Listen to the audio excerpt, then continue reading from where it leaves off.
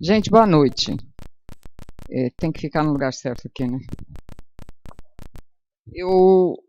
Me pediram para falar sobre o divórcio, mas em vez de eu falar do divórcio, eu vou falar da família, porque uma família bem estruturada é mais difícil de acontecer uma separação. Então eu vou falar pouquinho do divórcio, eu vou falar mais da família. E os livros que eu usei para trazer o material que eu vou apresentar hoje está dentro do Evangelho, que eu acho que eu coloquei certo aqui, mas eu não tenho certeza. Aí nós vamos checar direitinho, quem quiser reler o capítulo em casa, porque é um capítulo curtinho, mas que eu acho que vale a pena dar uma olhada. No livro da Joana de Ângeles, o SOS Família, que é muito, muito interessante, esqueci, desculpa. E no livro dos Espíritos, que tem algumas perguntas lá que são interessantes, que abordam sobre o assunto. Então eu vou ler o texto evangélico que está no Evangelho de Mateus, para a gente se situar e entender o porquê não separeis o que Deus juntou. Né? Isso aí é baseado no texto que está no Evangelho de Mateus. Então fala assim lá: também os fariseus vieram ter com ele para o tentarem e lhe disseram: será permitido a um homem despedir sua mulher por qualquer motivo? Ele respondeu: não lestes que aquele que criou o homem, desde o princípio os criou macho e fêmea, e disse: por esta razão o homem deixará seu pai e sua mãe e se ligará à sua mulher, e não farão os dois senão uma só carne? Assim já não serão duas, mas uma só carne. Não separe, pois, o homem o que Deus juntou.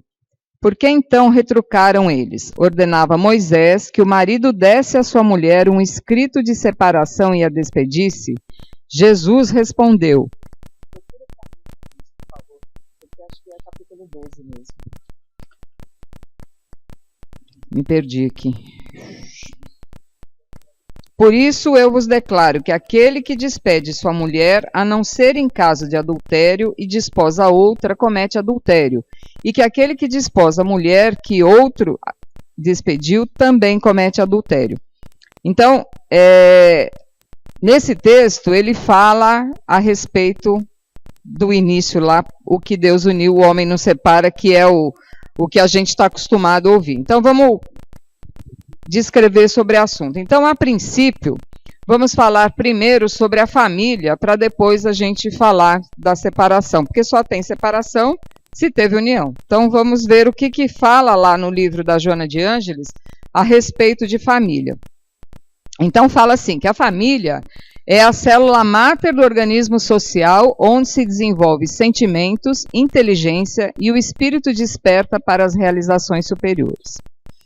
Se a gente for observar como acontecem as uniões, existem pelo menos 3 tipos de uniões. Então, aquela que o único objetivo é a atração sexual.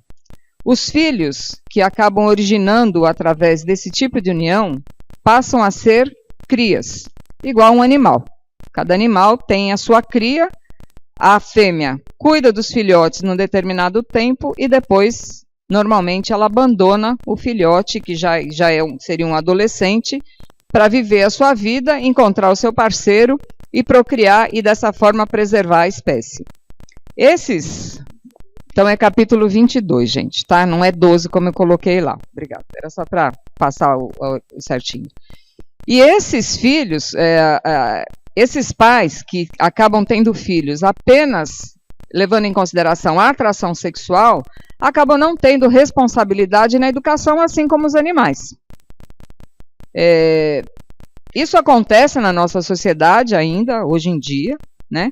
E muitas vezes são filhos que aparecem sem a gravidez não programada. Né? Não estou dizendo que toda gravidez não programada acontece só por conta de atração sexual. Mas eu estou colocando dividindo em 3 categorias, vamos dizer assim, para entender o que eu vou querer dizer mais lá na frente. Existem relações e existem várias sociedades onde a poligamia é cultural, faz parte da cultura deles. Né? Então, o que eu estou colocando aqui, a gente tem que extrapolar, não é só o que acontece dentro do Brasil, a gente tem que extrapolar isso na condição do planeta Terra. Né? onde existem, entre aspas, famílias onde as crias são geradas em decorrência apenas de atração sexual e esses não têm responsabilidade na educação desses filhos. Existem sociedades onde a poligamia é o tipo de relação que envolve homem e mulheres ou mulher e homens, e nessas condições, na maioria das vezes, a mulher é inferiorizada.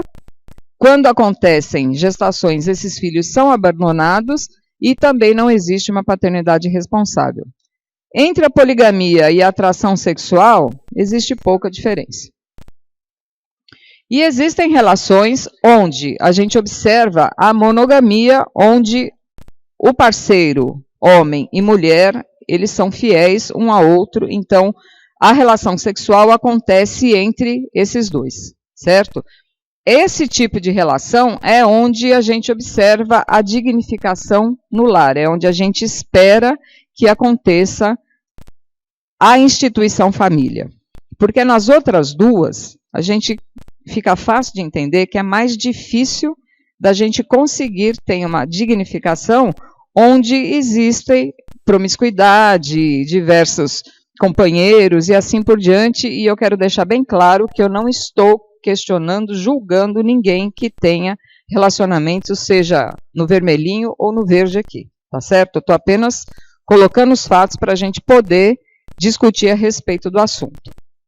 Essas relações onde a família se desenvolve num ambiente de monogamia, oferece àqueles filhos recursos de educação e valores éticos e morais. Então, a gente espera que nesse tipo de família nós tenhamos um lar digno e filhos que possam ser educados dentro de valores éticos e morais.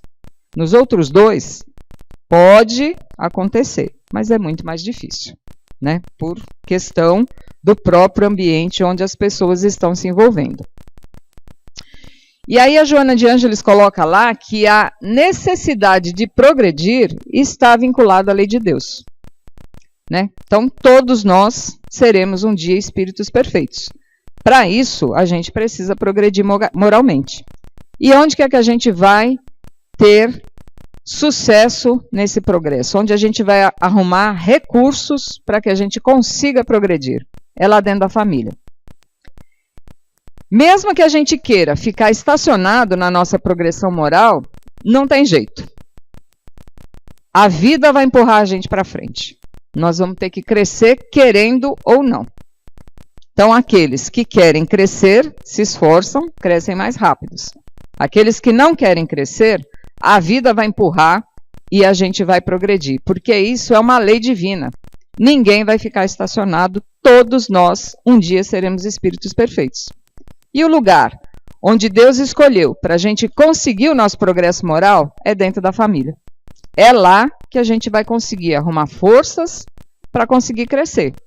Obviamente, nós vamos ser testados o tempo todo, para que a gente consiga dignificar o nosso lar e ter recursos de ética e moral para conseguir crescer. Nós e os nossos filhos. Então, a família vai crescer junto. Lá na questão 774 do Livro dos Espíritos, pergunta assim: há pessoas que, do fato de os animais, ao cabo de certo tempo, abandonarem suas crias, deduzem não serem os laços de família entre os homens mais do que resultado dos costumes sociais e não efeito de uma lei da natureza. Que devemos pensar a este respeito? Lembra um pouco aquele primeiro que estava ali no vermelhinho cor de laranja do que eu estava falando no início. Qual que é o comentário que é feito a respeito dessa questão? Diverso dos animais é o destino do homem, pois que então querem identificá-lo como estes, há no homem alguma coisa a mais além das necessidades físicas. Olha lá o que eu grifei. Há a necessidade de progredir. Todos nós iremos progredir um dia. Uns mais lentos e outros mais rapidamente, mas todos. Isso é lei divina, todos iremos progredir. Então, os laços sociais são necessários ao progresso e os de família mais apertados tornam os primeiros.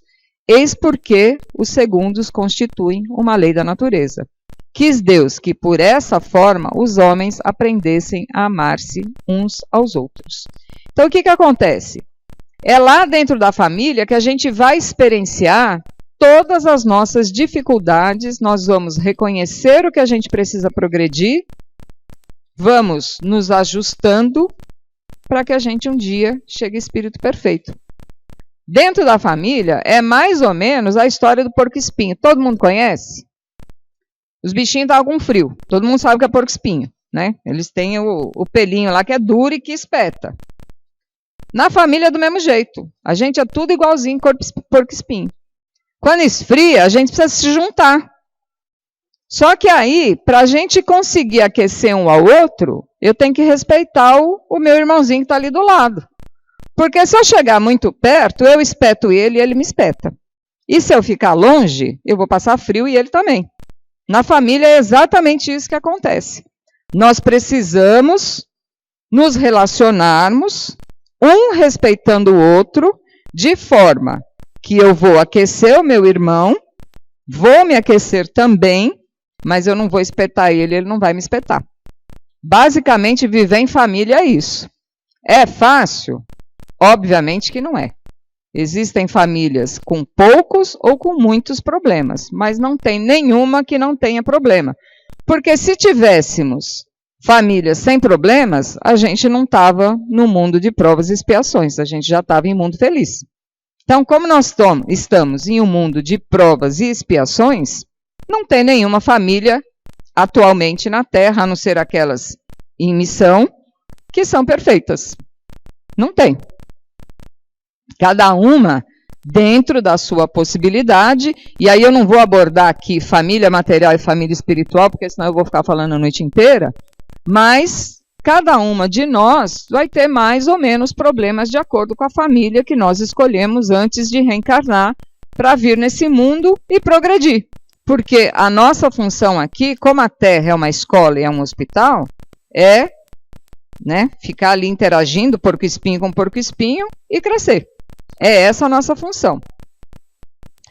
Na questão 775 do Livro dos Espíritos, pergunta: qual seria para a sociedade o resultado do relaxamento dos laços de família? Uma recrudescência do egoísmo. Lembra lá do porco-espinho? Se eu sair de perto do meu irmão, eu não vou esquentar ele. Eu estou sendo egoísta com ele. Então, se não existir a família, o egoísmo que a gente ainda tem muito arraigado dentro de nós vai crescer cada vez mais, porque aí o eu é que vai imperar. Quando a gente está vivendo em família, apesar da gente estar conjugando o verbo na primeira pessoa, é uma primeira pessoa do plural, não é do singular, né? O eu passa a ser nós. E aí isso acaba, deixando a gente crescer um pouquinho também, tendo um pouco de caridade. E aí a visão espírita de família difere daquelas filosofias que não acreditam na reencarnação. Porque o espiritismo mostra a família como um lugar abençoado onde as criaturas se encontram num programa de provas e expiações que vai culminar com a evolução de todos aqueles que estão na família. O que acaba acontecendo é que eu não vou encarnar nesta mesma família uma vez só. A gente vai trocando de lugar, de posição, ora com um, ora com o outro, mas o círculo familiar onde a gente vai reencarnar para progredir, basicamente, é o mesmo. Mudam as posições, às vezes entra um que vai ali dar força para uma prova mais difícil, às vezes entra outro que eu preciso acertar contas com problemas do passado, de que eu tenha feito ou que alguém tenha feito algo por mim, a lei da ação e reação, mas é lá dentro da família que a gente vai viver. Então, a família é o meu irmão mais próximo. É lá onde eu vou ter que aprender a exercitar a caridade, é lá que eu vou aprender a ser gente. Então, aquelas filosofias que não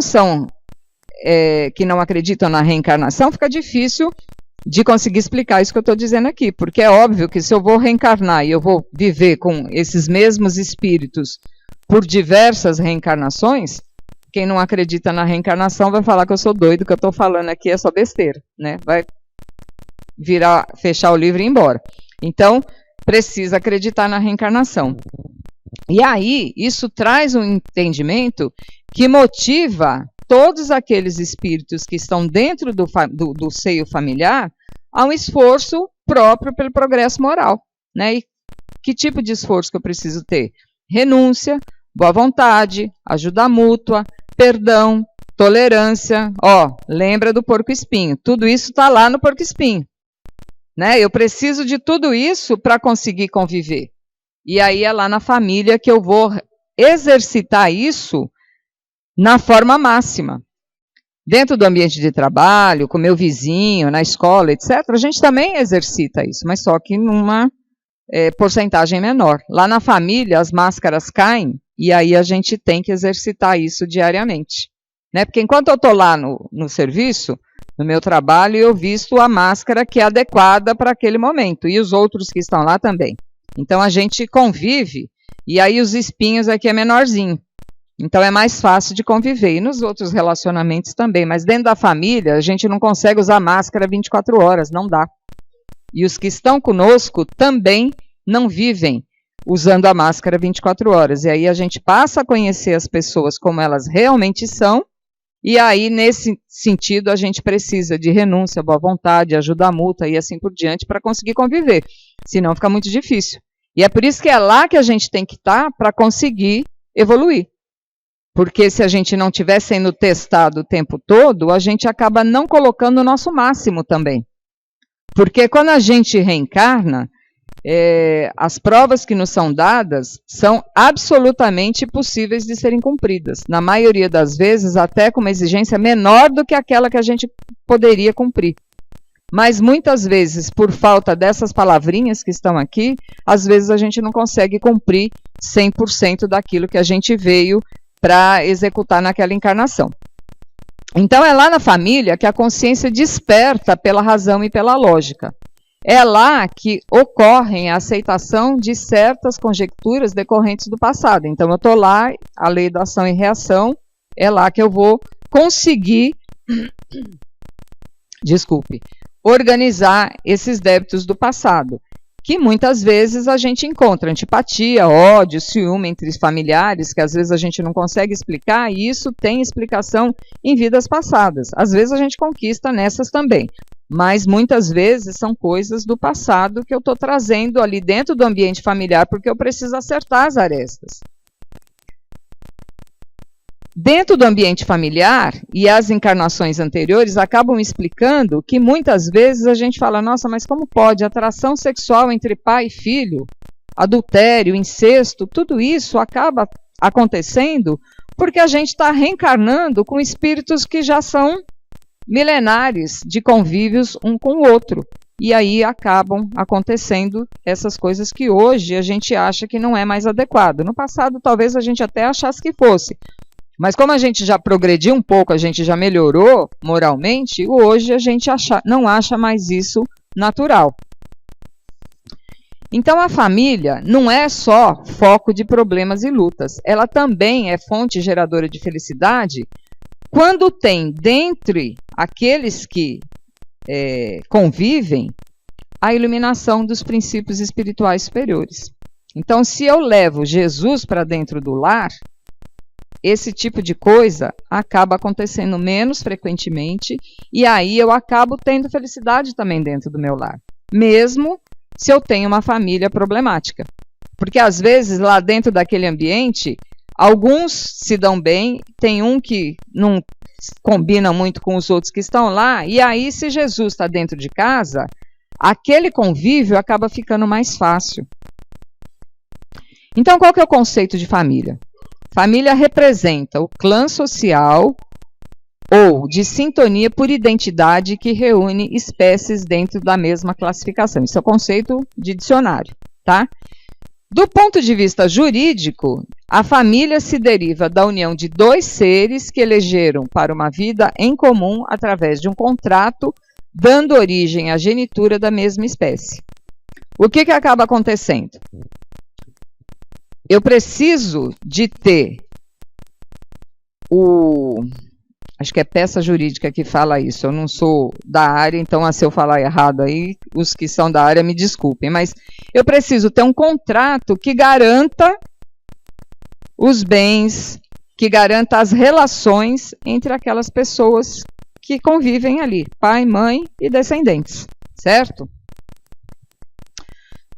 Na questão 695. Será contrário à lei da natureza o casamento, isto é, a união permanente de dois seres? Olha a resposta. É um progresso na marcha da humanidade. Enquanto o homem não alcançar a perfeição dos seus sentimentos, ele precisa se ligar a outro pela lei humana, em respeito à lei de Deus, de modo que o amor divino eleve todos os sentimentos. Juntando com o que eu falei no slide anterior, o que acaba acontecendo? Hoje, a gente ainda não pratica a lei de Deus 100% dos nossos horários, 100% da nossa vida. Para isso, para que a gente consiga conviver em sociedade, nós precisamos das leis humanas. O casamento é uma dessas leis, mas existem diversas outras que falam que eu não posso matar, que eu não posso roubar e assim por diante. Se eu fizer determinada coisa, a lei civil vai lá e te dá uma punição, que pode ser monetária, que pode ser perder determinadas coisas, que pode culminar em prisão e assim por diante. Mas por que a gente precisa dessas leis? Porque nós ainda não somos evoluídos o suficiente para conseguir conviver em sociedade sem desrespeitar o direito do próximo. De novo, o porco-espinho. Porque se eu não respeito o meu colega, eu acabo agredindo ele de determinada maneira, não estou respeitando o espaço dele. E aí, para organizar essas coisas, a gente precisa ainda das leis. Lá no primeiro slide, quando eu coloquei do texto evangélico, o finalzinho falava de Moisés, que ele estava falando a respeito de dispensar a mulher, etc, etc. Por que acontecia isso? Porque a época de Jesus, aliás, na época de Moisés, a mulher, na verdade, não significava nada. Ela era e quase igual a um animal, pouquinho mais do que um animal. A mulher servia basicamente para procriar. Era essa a função da mulher. E aí, como ela não servia para nada, os homens dispensavam. Não quero mais saber, eu pego outra. E assim por diante. Então, é por isso que às vezes dá discordância das coisas. Mas Moisés precisou criar as leis civis para que o povo pudesse ser disciplinado. A gente está um pouco melhor do que estava naquela época, mas a gente ainda precisa das leis civis para poder nos disciplinar, para a gente poder respeitar o pedaço do outro. Então é isso que está falando aqui. Se não tivesse, né, um lugar onde tem amor, né, o amor de Deus está entre eles, acaba sendo desnecessário essas leis. Como a gente ainda vive num mundo de provas e expiações, as leis ainda são necessárias. Então a vida em família, o que acaba acontecendo? As pessoas, os espíritos que estão lá encarnados, eles estão atados por compromissos anteriores. E eles retornam naquele ambiente familiar não somente por seres que se amavam entre si. Na maioria das famílias de hoje, às vezes todos, às vezes um, né, depende de como foi a combinação lá antes de reencarnar, existe um que é desafeto, que está lá para aprender um a amar o outro. E aqueles outros a quem se deve ou que estão em dívidas, né? Então, não só quem se ama, os desafetos também encarnam ali dentro da vida familiar. E o matrimônio é uma experiência emocional que propicia a comunhão afetiva, da qual resulta a prole, sob responsabilidade dos pais, que se unem de estímulos vitais, intercambiando hormônios preservadores do bem-estar físico e psicológico. No casamento, a gente acaba educando o sexo, acaba exercitando a fraternidade, exercitando o entendimento e, principalmente, exercitando o perdão, né? Como falou aqui na mensagem, o dia a dia, né, enquanto está lá namorando, vai, sai, fica 2 horas, 3 horas juntos, é tudo maravilha. A hora que você vai conviver o dia inteiro, né, que vai lá, Ô, mas por que ele não abaixa a tampa da privada? Ô, mas por que toda vez ela deixa a tampa da privada abaixada? Ô, mas limpou aqui a mão na toalha, largou de qualquer jeito. Não é assim? Para todos que são casados, a gente arruma e encrenca o tempo todo. A gente arruma e o parceiro arruma também. É o tempo todo. Ô, mas acabei de limpar, ele vem aqui, ele vai sujar o copo de novo, por que não vai lá e não lava? Então, dentro da família, dentro do casamento, a gente acaba exercitando tudo isso, a fraternidade, o entendimento, a paciência, o perdão, o exercício, a educação do sexo também, para a gente não voltar lá no primeiro slide que eu coloquei lá da só ter atração sexual. Então, tudo isso, dentro do casamento, acaba sendo exercitado. E aí, se pergunta assim, é lícito, desquite ou diverso, em consideração a graves problemas conjugais, a manutenção do matrimônio que culmina em tragédia? Será que não é direito de ambos os cônjuges, marido e mulher, a felicidade? O casamento é experiência de reequilíbrio de almas, é oportunidade de edificação sob a bênção da prole.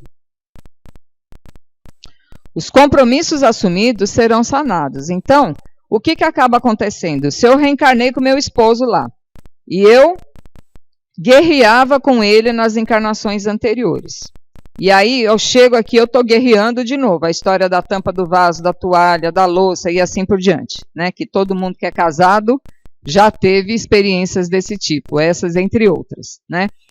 E às vezes essa guerra entre um e outro fica tão grande que as pessoas pegam e falam, não, eu vou largar para lá porque eu não vou dar conta de honrar com o compromisso que eu assumi antes de reencarnar. E aí o que acaba acontecendo? Os compromissos vão precisar ser sanados, seja nesta, ou na outra, ou na outra, ou na outra. É a lei que esse ajuste de contas, né, que é a lei da ação e reação, ela vai acontecer. Então, muitas vezes, quando eu estou dentro de um casamento de problemas, onde eu não consigo ter respeito pelo meu parceiro e vice-versa, o que acaba acontecendo é que se eu acabo adiando aquele compromisso muitas vezes, eu vou reencarnar lá na frente, não sei se na próxima ou em outra, com um acerto muito mais doloroso, porque eu acabo que quando eu entro em guerra com meu parceiro, eu vou assumindo novos compromissos. Então, às vezes a falta de tolerância, a falta de perdão acaba gerando um ambiente que muitas vezes fica insuportável. E aí a Joana de Ângeles fala lá no livro dela que quais são alguns sinais de alarme quando um casamento não está bom. Então fala, silêncio injustificável, né, quando os parceiros não conversam entre si. Um tédio inexplicado, uma ira disfarçada ante uma opinião do parceiro, saturação dos problemas habituais, irritabilidade, desinteresse pelo problema do companheiro. Isso são sinais de alarme, mas ele também coloca lá que muitas vezes, quando a gente observa esses sinais, na verdade eu estou enxergando a minha trave no olho do meu companheiro. Né, porque é muito mais fácil, né, a história do dedo, eu apontar e esquecer que tem o outro lado também. Né? Então a gente tem que estar atento que às vezes a gente tem problema dentro do casamento, mas o meu parceiro não é ele o único responsável. Eu também tenho minha carga de responsabilidade. Né? Então a história do vaso lá, se dá para eu levantar a tampa do vaso de vez em quando, não dá para ser todas as vezes, mas pode ser pelo menos a metade das vezes, eu já estou colaborando um pouco. Né? E aí se o parceiro percebe que, em vez dele deixar a tampa do vaso levantada, ele abaixar na metade das vezes, não vai ter problema com a tampa do vaso. Então, lembrando que sempre, como a vida é a dois, os dois lados têm que colaborar. Né? Não adianta só um fazer a sua parte, o outro lado também precisa colaborar. E aí no matrimônio, o convite ao perdão é uma coisa que acontece diariamente. Nós somos convidados a perdoar pequenos deslizes todos os dias. né, desavenças, né, a história da tampa do vaso é comum, isso aí acontece em todo casamento. É óbvio que eu estou brincando aqui, né, mas existem situações desse tipo. Então, pequenas desavenças vão acontecer. Muitas vezes se discorda da educação dos filhos, muitas vezes se discorda da posição do móvel, enfim. Existem diversas coisas que podem acontecer que provoquem desavenças dentro do casal. Mas, quando existe diálogo, quando Jesus está dentro do lar, essas desavenças são pequenas e são superadas, né?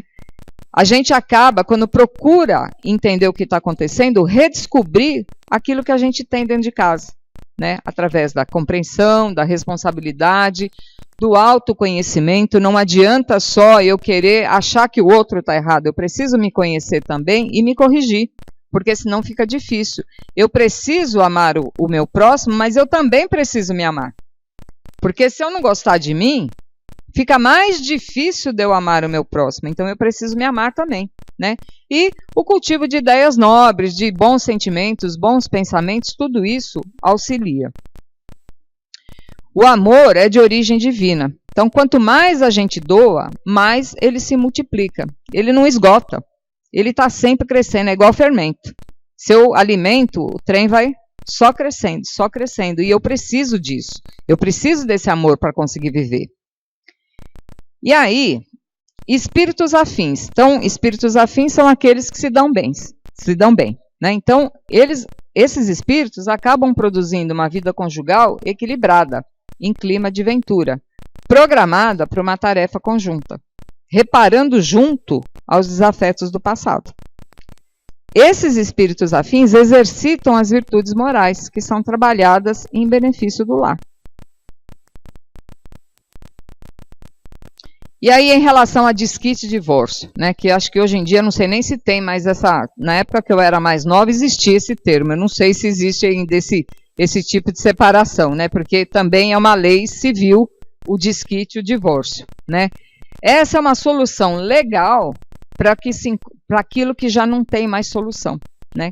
Dentro de casa, aquele ambiente não existe mais, às vezes o companheiro e a companheira moram debaixo do mesmo teto, mas não existe mais aquele companheirismo, ou seja, eles apenas convivem no mesmo lugar, mas não existe mais. O casamento como instituição deixa de existir. Então essa é a solução legal que se dá para aqueles dois espíritos que já estão moralmente separados. E aí, é imprescindível que antes que isso aconteça, se tente uma reconciliação, quando for possível. Às vezes não dá, né? Porque é o que falou lá na questão do Livro dos Espíritos. Se o casal está se degladiando a ponto de acontecer alguma tragédia, é melhor que haja separação de corpos mesmo. Porque senão as dívidas vão se somando ainda mais, porque não tem jeito. Vai ter que sanar um dia. Se não for nessa, vai ter que ser em outra. Então, se for possível não adiar o compromisso, melhor. Mas se não tiver jeito, é melhor separar os corpos mesmo antes que os compromissos sejam maiores do que aqueles que já foram assumidos, né? Então, essa é uma atitude que é meritória para evitar situações mais infelizes que acabam culminando, então, com débitos ainda maiores. E aí a Joana de Ângeles fala lá, se você está vivendo uma situação igual a essa, para e medita, pensa no que está acontecendo. Cuidado, né? Não ser intempestivo, tomar cuidado com as soluções que são imediatas. Aguarda que a outra parte desperta, porque às vezes a gente toma uma atitude intempestiva e foi uma coisa de momento. E aí depois você já tomou atitude e não dá mais para voltar para trás. Então, permanece firme no posto, tem paciência, confiança em Deus, que as coisas acabam se adaptando.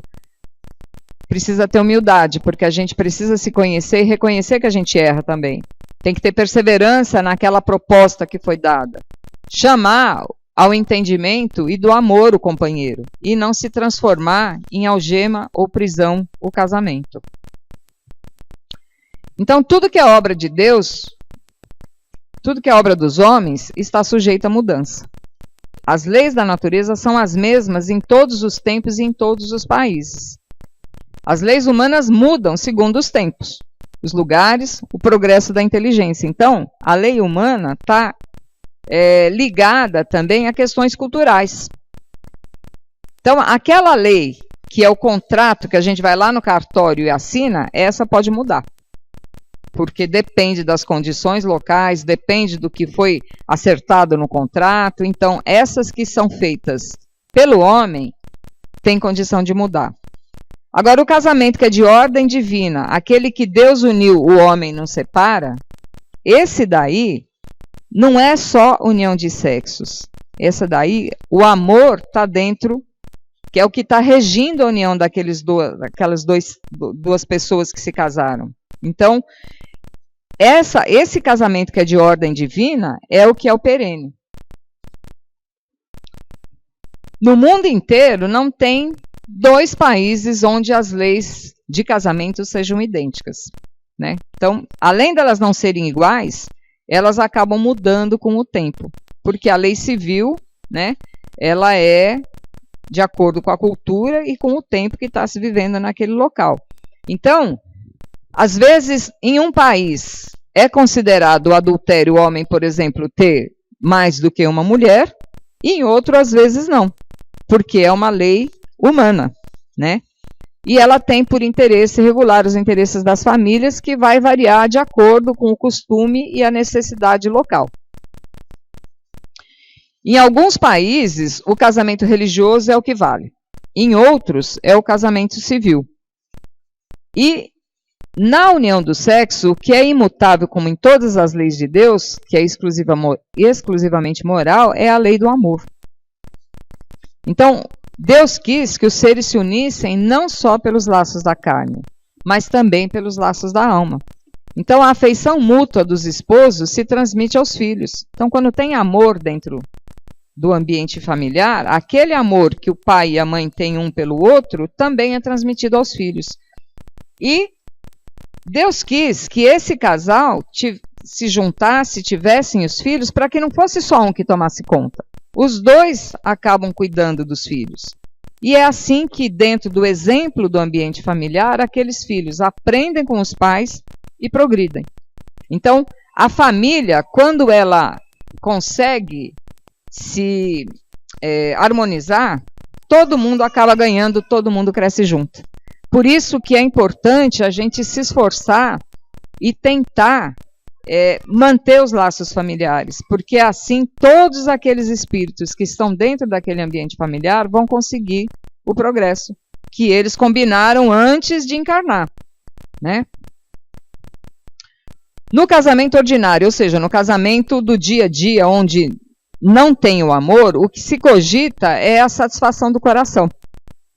Não é o amor que vai estar, desculpa que eu falei errado, não é o amor que vai estar prevalecendo, mas sim o orgulho, a vaidade, a posição social, a atração sexual, enfim, aquilo que é material. Ao dizer Deus, não sereis senão uma só carne, e quando Jesus disse, não separeis o que Deus uniu, essas palavras a gente tem que entender como referência à união segundo a lei imutável de Deus e não segundo a lei imutável dos homens. Ou seja, no casamento onde tem o amor, que é o casamento de Deus, não tem por que separar, porque não há o que separar, porque existe amor entre os 2. No casamento dos homens, onde é a lei dos homens que está se considerando, muitas vezes essas pessoas se desentendem e acabam se separando, a família acaba sendo desfeita. A lei civil não pode suprir a lei do amor, porque esta não preside a união, né? Ocorre a separação. É por isso que acaba tendo uniões infelizes, né? E às vezes pode se tornar criminosa. Desgraça que se evitaria ao se estabelecerem as condições do matrimônio, que é a única que sanciona aos olhos de Deus, ou seja, a lei do amor. A lei civil tem por fim regular as relações sociais e os interesses da família, de acordo com as exigências da civilização. Os obstáculos ao cumprimento da lei divina vêm dos homens e não da lei divina, não da lei civil. E o progresso moral vai abrir os olhos dos homens para os males que decorrem das uniões contraídas com vistas unicamente em interesses materiais. O divórcio é uma lei humana, que tem por objeto separar o que já está separado. É apenas a separação de corpos, né? Aquelas pessoas não se entendem mais. Não é contrária à lei de Deus, porque ela apenas reforma o que o homem fez no que foi aplicado, nos casos em que não se levou em conta a lei divina. Então, nesses casos, acaba que é apenas um contrato que foi desfeito. Nem mesmo Jesus consagrou a indissolubilidade absoluta do casamento. Não disse ele, foi por causa da dureza dos vossos corações que Moisés permitiu despedisseis vossas mulheres, né? Mandasse embora? Isso significa que já no tempo de Moisés, não sendo a afeição mútua a única determinante do casamento, a separação podia se tornar necessária. Jesus, quando vem que ele fala da separação, que não pode separar o que Deus uniu, o que ele estava querendo dizer com aquele texto lá que eu li no comecinho? É que a bagunça que era lá na época de Moisés era tão grande que ele veio com aqueles dizeres para evitar que o pior acontecesse. Mas ele também colocou que num casamento onde tem amor, não tem separação. E não é que o homem vai separar, porque não tem necessidade de separar. O casal não quer se separar, porque existe amor entre eles. Então, lá quando Jesus estava falando, ele estava especificando o caso em que pode dar-se o repúdio de adultério. Só que não tem adultério onde existe sincera afeição recíproca, porque se o casal se ama, ninguém vai procurar nada fora de casa, porque eles se completam dentro da família, né? Cumpre que se tenham em vista os costumes e o caráter dos homens daquela época de Moisés, que foi quando houve quando Jesus foi chamado para comentar a respeito disso, ele estava pensando na época de Moisés, onde tinha toda aquela confusão, né? Então, naquela época, quando uma mulher era pega em adultério, o castigo para ela era a lapidação, ou seja, ela era morta apedrejada. Então Jesus colocou esse dizer para evitar o pior, né? Então ele quis abolir um costume bárbaro à época. Ele precisou dessa penalidade para substituir e encontrou na lei que adviria a proibição de um segundo casamento. Porque senão as mulheres seriam indo descartadas e lapidadas, né? Eram condenadas à morte por apedrejamento. Era isso que eu tinha para trazer para vocês. Espero que eu tenha sido clara. Eu acho que essa mensagem que foi lida hoje traduz o que eu trouxe para vocês aqui. Quem não conhece e tiver interesse, leia o SOS Família, porque ela traz diversas situações do ambiente da família de uma maneira geral, que é muito educativo, é muito ilustrativo. Além disso, o Evangelho, que aí está no capítulo 22, que eu coloquei errado, lá não é 12, e o Livro dos Espíritos também tem algumas, eu trouxe algumas, mas tem mais algumas para quem tiver interesse de ler em casa. Que Jesus possa nos abençoar. Muito obrigada.